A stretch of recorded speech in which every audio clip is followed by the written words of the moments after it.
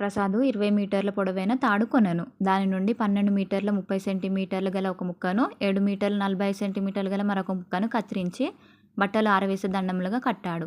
అతడు ఉపయోగించిన తాడు పొడవెంత, ఇంకా ఎంత పొడవు తాడు మిగిలింది. ప్రసాద్ 20 మీటర్ల తాడు కొంటే అందులో బట్టలు ఆరవేసడానికి దండములుగా 12 మీటర్లు ఒకటి, 7 మీటర్లు ఒకటి కత్తిరించాడంట.